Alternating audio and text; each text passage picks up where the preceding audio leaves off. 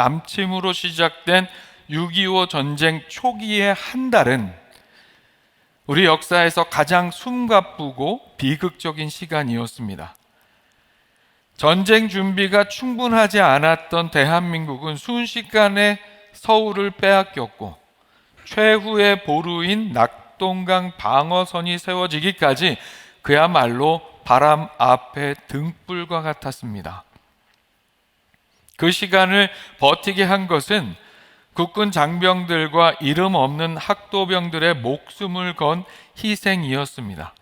그런데 나라를 지킨 사람은 꼭 총을 든 사람만이 아니었습니다. 자기 자리에서 생명을 걸고 사명을 감당한 사람들도 있었습니다. 그 중에 한 명이 바로 김재현 기관사입니다. 1950년 7월 19일 대전은 이미 북한군에게 포위되어 함락 직전이었습니다. 그때 대전역에 남겨진 군사 기밀 문서와 보급품 그리고 아군 병사들을 구출하기 위해 충북 영동역에서 대전역으로 미군 특공대가 들어가는 결사작전이 세워집니다. 그러나 대전으로 가는 길목은 이미 북한군이 장악한 매복 지역이었습니다. 사실상 죽으러 가는 길과 다름없어서 기관사를 구하는 일이 쉽지 않았습니다. 그때 그 길에 자원한 사람이 김재현 기관사와 황남호, 현재영 부기관사였습니다. 그들은 군인이 아니었습니다. 민간인 철도원이었습니다. 그러나 그들은 철도원으로서 내 기차와 나에게 맡겨진 임무를 버릴 수 없다라는 마음으로 운전대를 잡았습니다. 그리고 전기기관차를 몰고 적진 한가운데로 들어갑니다. 북한군의 매복지 부근에 이르자 무차별 총격이 쏟아졌습니다. 유리창이 박살나고 미 특공대원들도 쓰러지는 상황 속에서 김재현 기관사는 그런 상황에서도 속도를 늦추지 않고 기어코 적의 방어선을 뚫고 대전역에 도착합니다. 그런데 안타깝게도 대전역은 이미 적에게 다 점령이 되어 있는 상황이었어요. 그래서 그대로 다시 돌아와야 되는 상황이 되어버렸어요. 돌아오는 길은 더 참혹했습니다.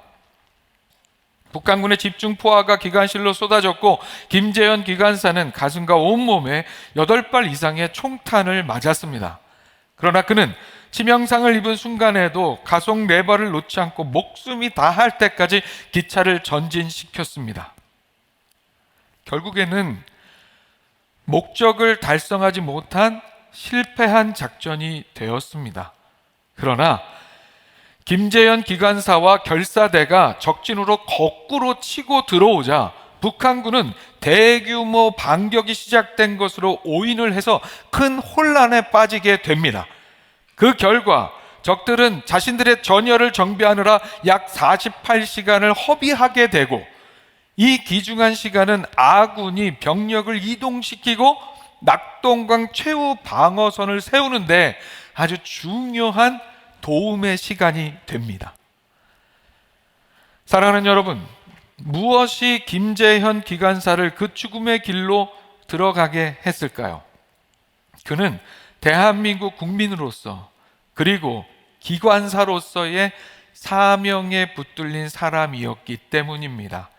그 사명이 자기 생명보다 더 큰 가치였기 때문입니다. 나라를 지켜야 한다는 책임, 국민으로서 누군가는 가야 한다는 사명, 기관사로서의 사명, 내가 물러서면 더 많은 생명이 위험해진다는 마음이 그를 사로잡고 있었던 것입니다.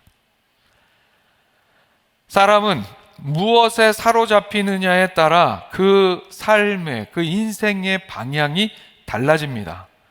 사랑하는 여러분, 오늘 우리는 무엇에 사로잡힌 삶을 살고 있습니까? 오늘 나누는 말씀을 통해서 우리가 지금 무엇에 사로잡힌 삶을 살고 있는지 겸손하게 돌아보고, 그래서 오늘 말씀을 통해서 결국에는 하나님의 사랑에 사로잡힌 삶이 될 수 있기를 소망합니다. 그래서 그 사랑에 사로잡혀 주어지는 사명을 기꺼이 기쁨으로 감당해 나갈 수 있는 우리가 되기를 축복합니다. 화면 보시고 함께 읽어보겠습니다. 시작. 우리는 그리스도의 사랑에 사로잡혀야 합니다. 사랑하는 여러분, 오늘 우리가 함께 만나는 본문은 사도 바울의 모든 사역과 그의 삶을 움직였던 가장 핵심적인 원동력이 무엇인지를 우리에게 알려주고 있습니다. 그 원동력은 바로 그가 사로잡힌 바 된 그리스도의 사랑이었습니다. 우리가 함께 읽은 본문에는 아주 독특한 단어가 하나 나옵니다. 바로 강권하다라는 표현입니다. 본문에서 이렇게 말씀합니다. 그리스도의 사랑이 우리를 강권하시는도다. 조금 세게 발음을 하면 강권한다 이렇게 발음하기도 하잖아요. 사도 바울은 그리스도의 사랑이 우리를 강권한다고 말씀합니다. 우리는 보통 강권한다고 하면 누군가 억지로 등을 떠미는 그런 무거운 의무감을 생각하고는 합니다. 하지만 사도 바울이 쓴 헬라어 원어의 의미는 그와 사뭇 다릅니다. 여기에 쓰인 헬라어 수네케이는 사방에서 꽉 쥐다, 강하게 사로잡다, 한 방향으로 강하게 몰아가다라는 뜻을 지니고 있습니다. 거대한 댐에 문이 열리는 상황을 상상해 볼까요? 엄청난 양의 물이 굉음을 내며 쏟아져 내릴 때 그 급류 한가운데 사람이 서 있다고 생각을 해보세요. 거대한 물줄기가 그 사람을 통째로 집어삼키고 한 방향으로, 그 물살의 방향으로 강하게 쓸고 내려갑니다. 그 힘에 완전히 사로잡혀서 함께 흘러갈 수밖에 없는 상태, 그것이 바로 사도 바울이 표현하고 있는 수네케이, 즉 강권하심입니다. 사랑에 사로잡힌 사람은 그 사랑에 의해서 움직이게 됩니다. 그런 의미에서 바울은 그리스도의 사랑이 자신을 강권하신다고 말씀하고 있는 거예요. 그렇다면 사도 바울은 왜 이런 말씀을 하고 있을까요? 왜 이런 말씀을 하게 되었을까요? 말씀 당시 고린도 교회에는 바울의 사도권을 의심하고 비난하는 거짓 교사들이 있었습니다. 사도 바울은 그들에 대응하는 의미에서 바로 이 말씀을, 이 이야기를 하고 있는 거였어요. 이 거짓 교사들은 바울이 예수님의 12제자에 속하지 않았다는 그 사실과 오히려 예수 믿는 사람들을 잡아 가두며 핍박하던 그런 사람이었다면서 바울의 그런 출신과 과거를 문제 삼아 그런 자가 무슨 사도일 수 있는 사람이냐며 공격했습니다. 또한 거짓 교사들은 고린도라는 대도시의 세상적 문화를 교회 안으로 가져와서 바울의 사도직을 공격하기도 했어요. 당시의 고린도의 문화는 화려한 수사학의 말재주와 세련된 웅변술, 그리고 당당하고 부유해 보이는 외모를 가진 철학자들을 우러러보는 문화가 있었습니다. 그런데 그런 사람들과 비교해 보면 바울은 말솜씨도 훌륭하지 않고 외모도 볼품 없다며 그를 깎아내리려 했습니다. 바울은 당대 최고의 학문 도시 중 하나인 다소 출신이었고 학식도 그만큼 매우 깊은 사람이었지만 화려한 언변을 기본으로 하는 수사학을 대단히 중요하게 여기던 그리스 로마 문화권 사람들의 눈에는 그의 말솜씨가 그리 세련되지 못하게 보였기 때문입니다. 그뿐만이 아니라 복음을 전하다가 매맞고 굶주리고 감옥에 갇힌 일들을 가지고도 거짓 교사들은 사도 바울을 공격했어요. 그가 진짜 하나님의 사도라면 축복을 받아 형통해야지 왜 저렇게 맨날 얻어맞고 다니냐고, 왜 저렇게 비참하게 살고 있냐고, 그런 삶은 하나님의 축복의 증거가 아니라 하나님의 저주의 증거라고 바울이 복음으로 겪는 고난들을 비하하며 그를 공격했습니다. 이게 다가 아니었어요. 바울은 고린도 교회에 재정적인 부담을 주지 않으려고 스스로 텐트 메이커로서 소위 자비량 사역을 했습니다. 그런데 거짓 교사들은 그런 바울의 헌신조차도 당시 헬라 문화에 비유해서 공격했어요. 당시 헬라 문화에서는 권위 있는 스승일수록 당당하게 높은 강사료를 받는 관행이 있었다는 거죠. 그것과 비교해서 공격하는 거예요. 바울이 교회로부터 사렙이나 사도로서의 후원금을 받지 않는 이유는 바울이 그만큼 사도로서 떳떳하지 못하니까, 양심에 찔려서 돈을 받지 못하는 거라면서 바울의 순수한 그 헌신을 가짜 사도의 증거인 것 마냥 둔갑시키며 공격했어요. 사실 그랬습니다. 그들이 보기에는, 거짓 교사들이 보기에는, 세상 기준을 가진 거짓 교사들이 보기에는, 세상 사람들이 볼 때에는 진짜로 실상 바울은 참 미련해 보이는 사람이었습니다. 정통성도 없어 보이고 말 주변도 없고 맨날 얻어맞고 다니면서도 돈 한 푼 받지 않고 몸이 부서져라 천막을 기우며 복음을 전하는 삶이었기 때문입니다. 그래서 그들은 바울을 향해 정신이 나갔다며 미쳤다며 조롱하기까지 했습니다. 이에 대해서 사도 바울이 고백하는 거예요. 뭐라고요? 그리스도의 사랑이 우리를, 나와 내 동료들을 그리스도의 사랑이 강권하시는 도다. 그의 고백을 쉬운 말로 표현해 보면 이렇습니다. 당신들이 나를 미쳤다고 할 만큼 그렇게 내가 복음을 위하여 나아가는 그 힘은 내 결심이나 내 의지나 나의 어떤 자격이 아니라 그리스도의 사랑입니다. 사랑하는 여러분, 여기에서 중요한 것은 강권하는 주체가 우리의, 나의 의지나 결심이 아니라는 사실입니다. 바울을 붙들고 움직이게 한 것은 바울 자신 스스로가 먼저 결심한 열정이 아니었어요. 그를 사로잡은 것은 그리스도의 사랑이었습니다. 그 압도적인 사랑, 즉 강권하시는 주체는 바로 그리스도의 사랑이었습니다. 우리는 신앙생활을 생각할 때 내가 얼마나 하나님을 위해 헌신할 수 있는가를 먼저 생각하면서 부담을 느낄 때가 있어요. 때로 누군가 이렇게 얘기하죠. 주님을 위해 헌신하세요. 이런 말을 들을 때, 주님을 위해서 목숨 바치는 삶이 되어야죠. 이런 말을 들을 때, 이런 도전을 받게 될 때 우리는 마음이 무거워지기도 합니다.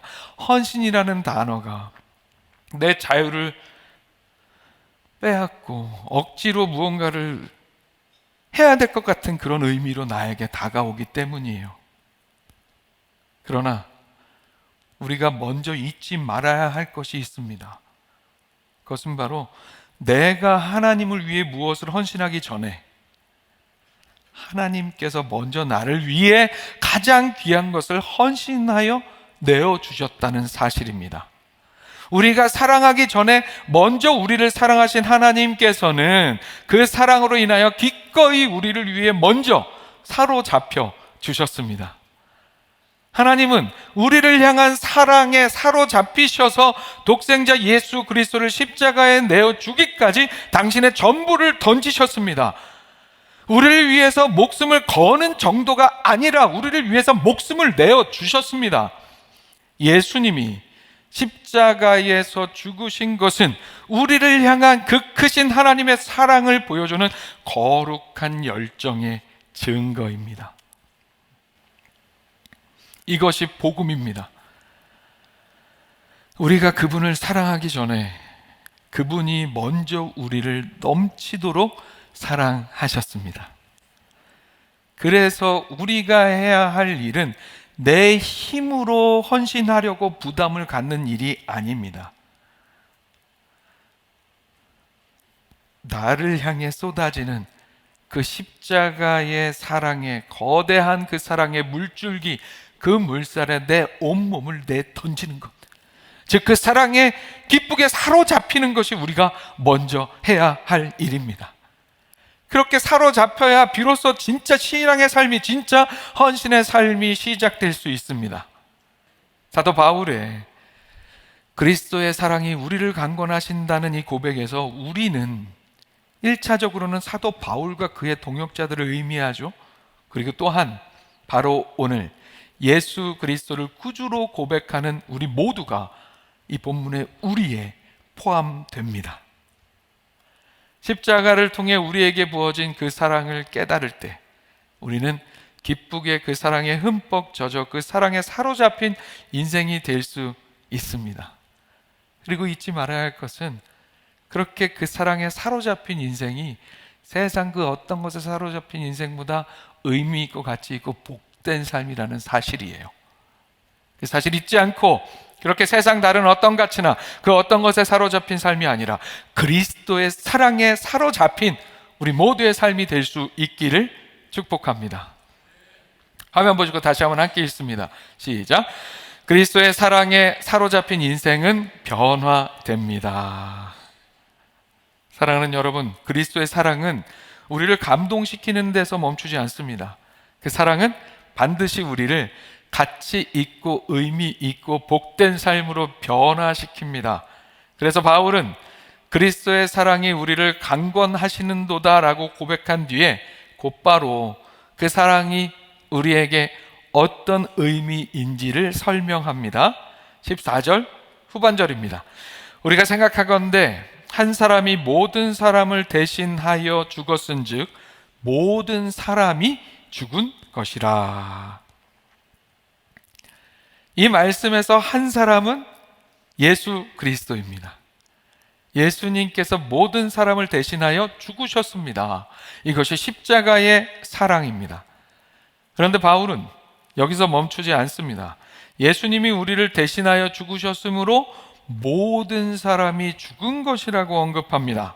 이 말씀은 무슨 의미입니까? 이 말씀은 모든 사람이 육체적으로 죽었다는 뜻이 아닙니다. 이 말씀은 예수 그리스도의 죽음 안에서 우리의 죄악된 옛사람의 삶이 함께 끝났다는 뜻입니다. 죄에 사로잡혀 살던 나 자신만을 위해서 살던 내 욕망과 내 성공과 내 자존심을 나의 삶의 중심에 두고 살던 그 옛사람이 십자가에서 함께 죽었다는 뜻입니다.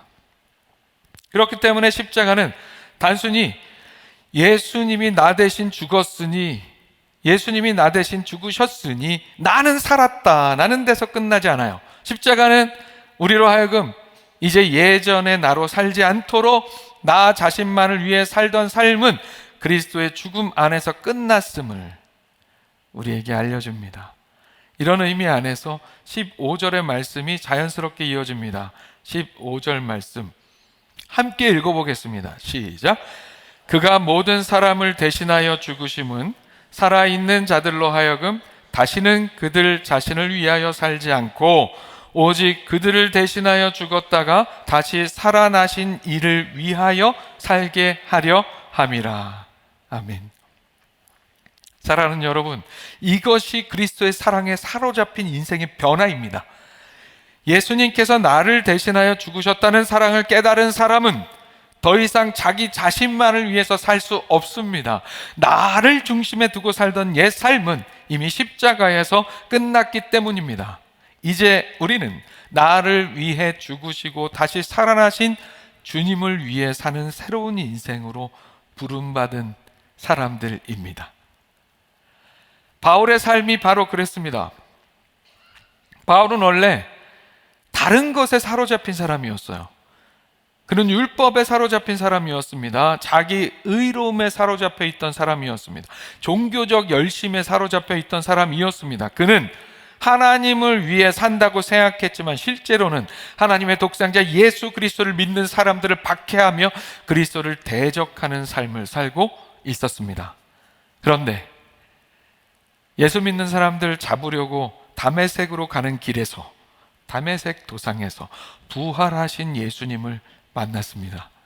그 순간 바울의 인생을 사로잡고 있던 이전의 것들이 다 무너졌습니다. 자기가 옳다고 믿었던 것, 자기가 붙들고 자랑하던 것, 자기가 목숨 걸고 지키려 했던 이전의 것들이 주님 앞에서 완전히 뒤집혀 버렸습니다. 그리고 그 자리에 새로운 사랑이 채워졌습니다. 그리스도의 사랑. 바울을 버리지 않으시고 찾아오셔서 그를 복음의 일꾼으로 부르신 그리스도의 그 사랑이 바울을 사로잡았습니다. 그래서 바울은 더 이상 예전처럼 살 수 없었습니다. 예전에는 예수 믿는 사람들을 잡으러 다녔지만 이제는 예수를 전하기 위해 매맞고 감옥에 갇히는 사람이 되었습니다.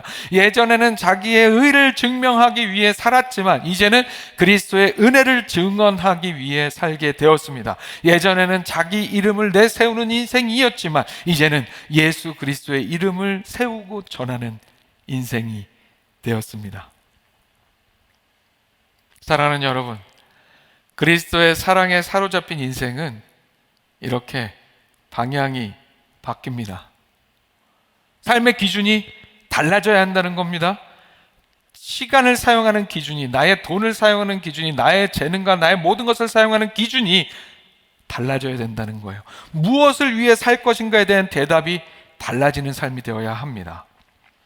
사랑하는 여러분, 이것이 그리스도의 사랑에 사로잡힌 사람의 변화입니다. 그렇다면 오늘 우리는 어떻게 살아야 합니까? 여러분, 오늘 말씀을 통하여 우리 모두 다 목숨을 바치자고 얘기하는 게 아니에요. 모두가 다 선교지로 떠나야 한다라고 이야기하는 것도 아닙니다. 오늘 말씀은 다만 우리에게 우리는 무엇에 사로잡혀 살고 있는가 묻고 있습니다. 우리는 무엇에 사로잡힌 삶을 이제 살아야 하는가에 대해서 말씀하고 있어요. 우리는 모두 그리스도의 사랑에 사로잡힌 삶이 되어야 합니다.